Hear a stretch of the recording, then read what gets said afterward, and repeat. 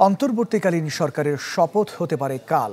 প্রধান উপদেষ্টা নোবেলজয়ী ডক্টর ইউনূস সহ সরকারের আকার হতে পারে 15 সদস্যের। বঙ্গভবনে নিমন্ত্রণ জানানো হয়েছে 400-রও বেশি অতিথিকে। ব্রিফিংয়ে এসব জানিয়েছেন সেনাপ্রধান জেনারেল ওয়াকারুজ্জামান। দেশের সার্বিক পরিস্থিতি ও অন্তর্বর্তীকালীন সরকার ইস্যুতে কথা বলতে সেনা সদরে সেনাপ্রধানের সংবাদ সম্মেলন। এ সময় তার সাথে ছিলেন নৌ ও বিমান বাহিনীর প্রধান।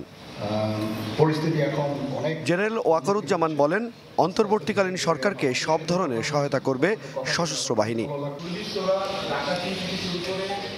দেশের চলমান পরিস্থিতি ক্রমেই শান্ত হয়ে আসছে বলেও জানান তিনি। রাজনীতিবিদরা বললেন যে জেনারেল সাহেব আপনি নিরাপত্তার দায়িত্ব নেন, somebody has to take it. তো আমি আর তো কেউ নেওয়ার নাই, আমি নিয়েছি, এবং যদি কোনো ব্যর্থতা থাকে সে দায়িত্ব আমি আমার সাধ্যমতো চেষ্টা করেছি, এবং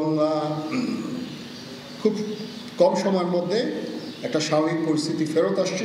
বাট আমাদের আরও অনেক কাজ করতে হবে। ইনশাল্লাহ আমাকে একটু সময় দেন, আমরা এই নর্মালসিতে নিয়ে চলে আসবো ইনশাল্লাহ।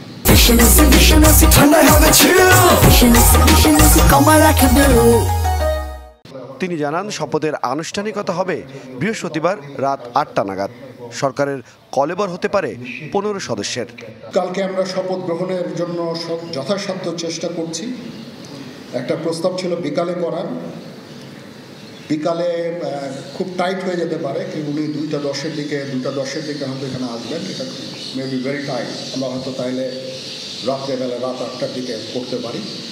হয়তো 400 জন লোকের উপস্থিতি এখানে থাকবে। এই পরিসরে আমরা শপথ গ্রহণের অনুষ্ঠান ইনশাল্লাহ করব। বিভিন্ন মহলে চলা গুজবে কান না দেওয়ার আহ্বান জানান সেনাপ্রধান জেনারেল ওয়াকারুজ্জামান।